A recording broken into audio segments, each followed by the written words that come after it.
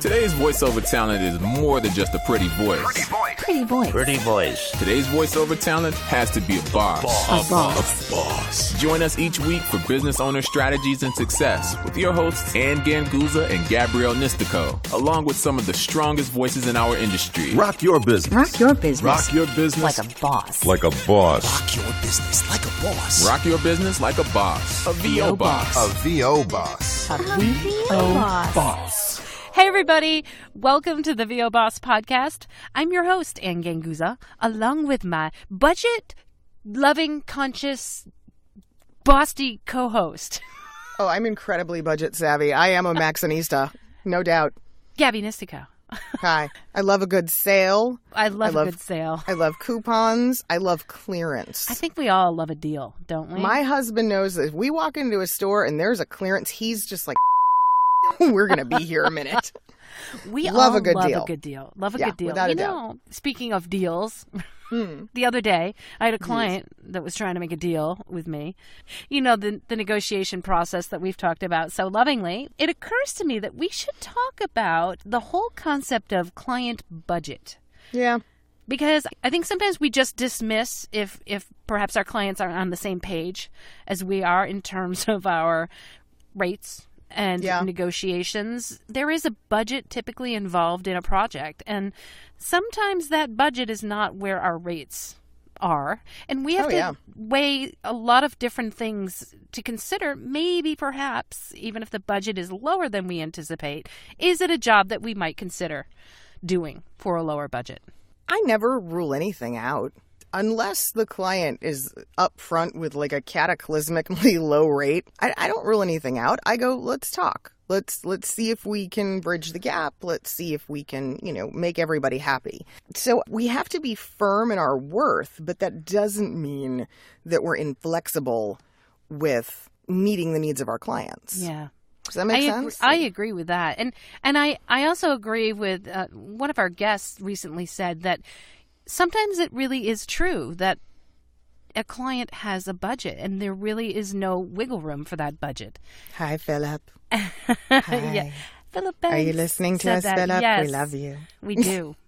And really, it is something that I, on occasion have had to really think about myself. What is the worth of that job that may or may not include the monetary value? Yeah. Is there a chance for more work? And, well, there's a whole nother podcast right there. Well, I think we should talk a little about that, though, because that right there seems to be the golden ticket that's dangled right in front of our faces. It's the client that always wants a better rate and then backs that up with, I have so much more work for you. Yeah, usually that's the clue when they say that. Yeah, honestly, usually that means they're full of it. Yeah. I think when they don't mention it, Gabby, is when they might actually have more work for us, right? In a weird way, yeah. And I've seen this happen an awful lot. To me, here's the thing. If they're vague that doesn't work, right? If it's maybe an advertising agency or a production company or, some other middleman and they're telling you, oh, but I have loads of work for you. No, they don't. They can't guarantee you that. They like the idea of booking you a lot, and they like the idea of maybe having you be a very active person on their roster, but they don't actually have a client commitment for you. Now, on the other hand, if you've got a specific client saying, hey, we want to make you our voice, we run X number of commercials each year, we do this many sessions, this many pickups, and here's the buy schedule, or here's the broadcast content. They have metrics. They have material to back up what they're saying. Then yeah, play ball. absolutely. Yeah. And in corporate e-learning, there's always the possibility of a job that has modules that need updating. Oh God, and and that's not something they need to even dangle the carrot much. It's kind of an educated guess, as you see the budget coming in from the company. If they do a lot of work and you feel like there's going to be modules that need to be updated, or every year they're doing new modules for the same topic, that sort of thing, that I think is something to definitely take into account if you do have a client that comes back to you with a budget that's lower than you anticipate. I don't do nearly as much e-learning type of work and narration work as you do. However, the handful of those types of clients that I'm serving right now are all repeat business. Mm-hmm. Every single one of them. They come back. And typically it's because, the initial project is big. Yeah, and they want to have the same voice. Exactly. They don't want to be breaking up, especially with e-learning, because they don't want to break up a course with or they might want to break up a course with different voices, but that would be a planned thing. That would be like you have multiple characters in an e-learning course. If you are a sole voice that starts the course, I think midway through the course, they don't really want to change voices if they can help it. And so therefore, it behooves you to, understand a little bit more about your client and the work that they have and the potential for added work down the road. And also, Gabby, I think there's also the added possibility of some sort of a benefit that may not be monetary that will really help you in other areas of your business. It may help you to grow other areas of your business if you get skills in voicing in a particular genre. And so therefore that could help you get more jobs down the road. Yeah, I think that one has to be very, very strategically planned and mapped though, because the general perception of beginners seems to be, if I take this cheap job, no paid job. I love now how Voice 123 has just for fun jobs. Don't even get me started. That if I take those, I'm gaining experience. I even have people sometimes on my YouTube channel that will become trollish and say things like, well, why shouldn't I take a job for, $15 if X, Y, Z? And I'm like, no, no, because that's just a smattering of potentially free or lowball work. There's no end game there. There's no strategy behind, let me infiltrate this potential area, sector, type of client, whatever. Well, all right, Gabby, so here's a question. What about a brand who, on the outside, would appear like they would have money and a high budget, but who really doesn't? That's happened to me more than once. Would you consider that job because of the brand association? Mm-hmm. I stand firm. I refuse. And I've had it happen many times, and it's becoming more and more common right now in the broadcast world. These giant publicly traded companies that are like, oh, well, we can only pay X. No, I just don't believe that. That's where I draw that line. Now, if it was that same company going, hey, we're sponsoring an Alzheimer's walk or, some kind of charitable endeavor, and we have this one single project that's going to be non-broadcast, maybe running on the internet, and, we don't have a huge budget for it, that I'll believe. Yeah. Well, but if this is their own branding and advertising, Well, it gets tricky. So in the genres that I work in, right, there are some brands that you would think would pay a substantial rate, but they have lots of work. And so you don't necessarily know that. They're not making you a promise of that work. So there becomes something that's very tricky. What I really want our listeners to understand is that every case is so different. And it's hard, to make that decision. The client saying they have a budget. There's a lot of things that you may or may not know about what's the future of that job and how you play with that client. It can make or break a relationship. And that's always scary to people. So one of the distinctions I make there is that, to me, there's a big difference between the singular end client and, again, a roster situation, whether it be a studio or, again, an agency, small company. Here's the thing. I have yet to meet a small company that has a rate card that, I might look at and go, okay, it's a little low. It's not quite where I'd prefer things to be, but a little low, I will always take a chance on, and I will say, you know what, let's give this a shot. Let's see what happens, and we'll reassess in so many months. I think that's a great piece of advice, Gabby. I am on a couple of rosters that I have repeatedly heard voice actors say, oh, yeah, no, I don't know. I don't like them. Their rates are kind of low, or I took a look at their rate card, and I'm like, guys, they pay me a salary every year by themselves. One company pays me more money than I made in radio the last year I was in it. Oh, I think that's a great point, Gabby. I mean, I'm on rosters as well, where the work it's pretty much standard. The work comes in, and it's not at the rate that I prefer. However, I've been with a couple of companies over 5 years each. I think what goes along with that too is ease of use.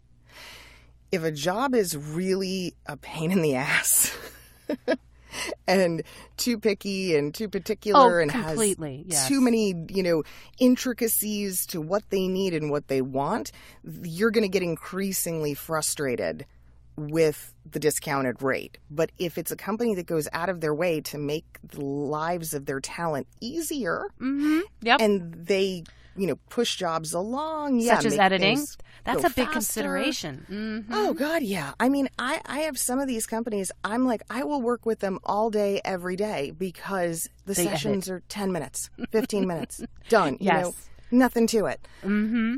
Heck yeah. I don't sure. I have no problem with those. And again, because there is high volume and it's consistent, that's fantastic. Yeah, let's just step back, and I just want to readdress that to make sure that everybody understood. Because, it took me a while, right? Because when somebody would initially quote me, I didn't even consider, because I had done my own editing for so long before I started getting directed sessions. So in the beginning, it wasn't a thing, really. I did a lot of jobs on my own where I was editing all of my own material.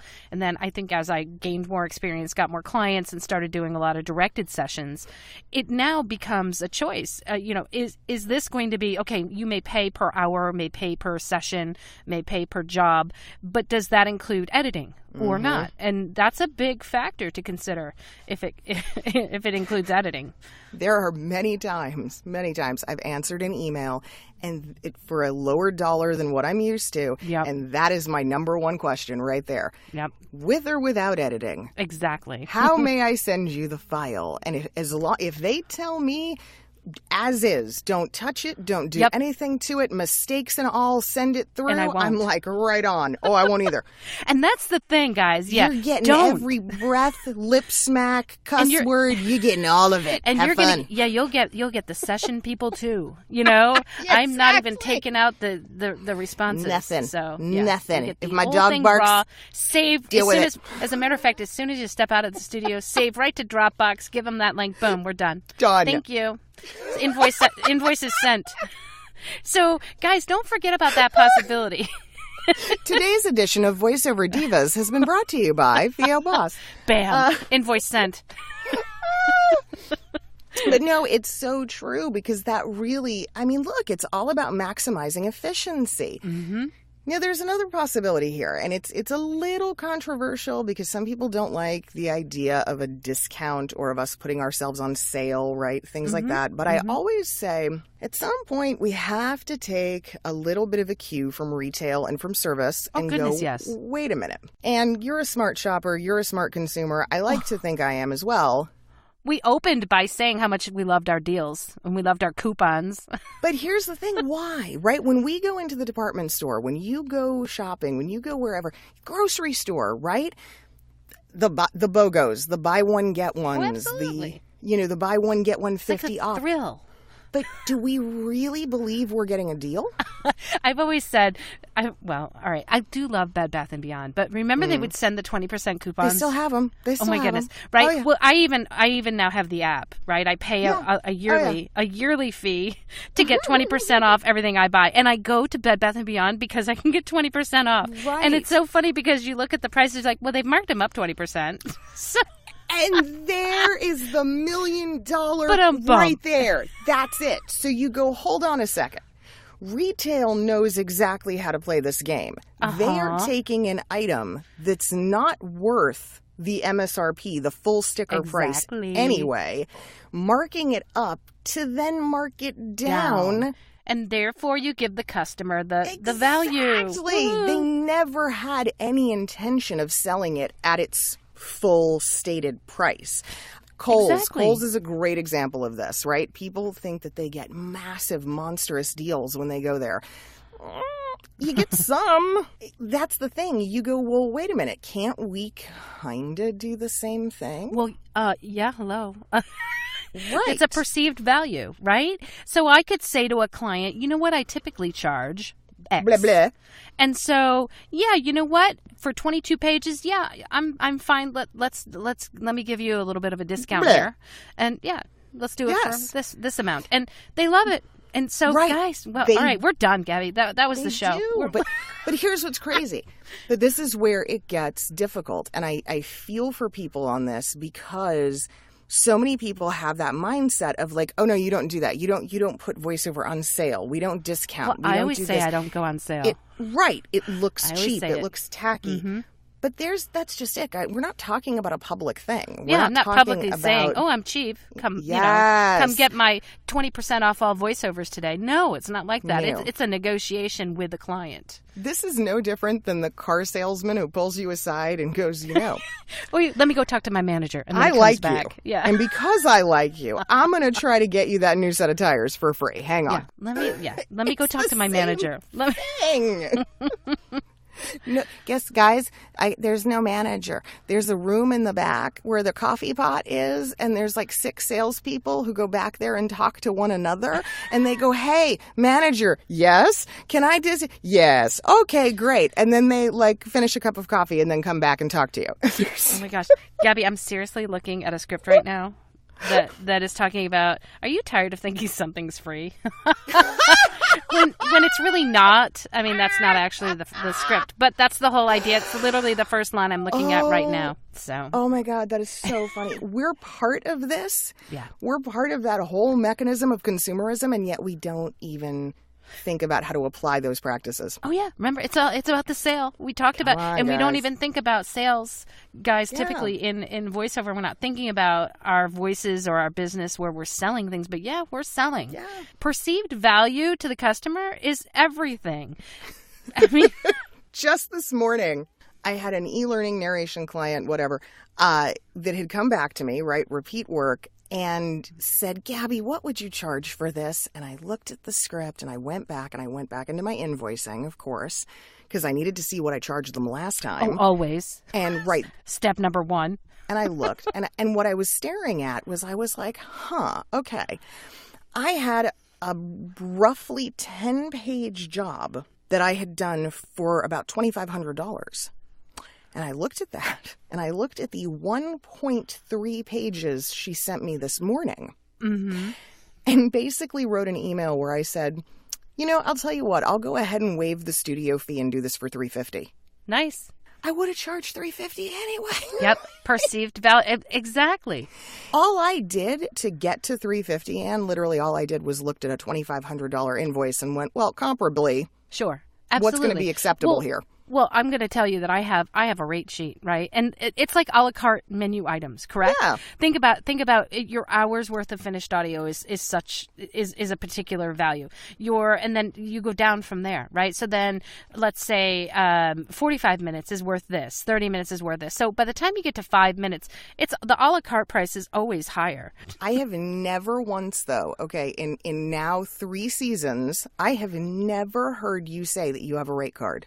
Oh, I do. I have a rate sheet that I guide, or that guides me on my. But nobody ever sees it, but you. No, I'm the only one that sees it, and I go and I adjust it. Right, I adjust it per client. That's where that whole what, I typically would charge you this. This a la carte price, but because I've already done work for you, I enjoy working with you, and I love our relationship. I can do you this solid. I can do this for you. Boom. And then every once in a while, the perceived value too is like if there's a one-line pickup that hasn't been accounted for, maybe they come back to me a month down the road and they've been a good client. Oh, no problem. I throw it. It's on me. It's on the house. Exactly. So and we have talked about that before. Yep. Yes, for sure. That's just good relations. Yeah, generates goodwill. 3 seasons in, and I just learned something new about you. Wow. It's amazing. Oh, yeah. And Ganguzza has a rate sheet. The secret rate sheet. The secret rate sheet. And it's funny because you think I'd have it memorized, but it changes, by the way, every year. I mean, it's the rates change. They to adjust for the cost of inflation. You're a busy lady. There is too much in your head to worry about memorizing a bunch of numbers. I'm sorry. Because I get a lot of work from my website. People will approach me and say, "How much would you charge me for this?" And so budget inevitably comes into the discussion. Right? Of course. In the first or the second email, I'll ask, do you have a budget? There you go. And if they say no, then I quote my price. And then they'll come back and say, I've had a couple of people this week come back and say, oh, yeah, no, I have a max budget of. And I'm like, well, you could have said that in the beginning. But guess what? They're playing the game right along with me, guys. They play the game. So you got to... That's the key, guys. When Ann and I talk about rates and holding fast and honoring good rates, yes, but we're still business owners. We're not dumb. We're never going to immediately turn away or shut the door on a potential opportunity or a long-term relationship. We're always going to leave that open.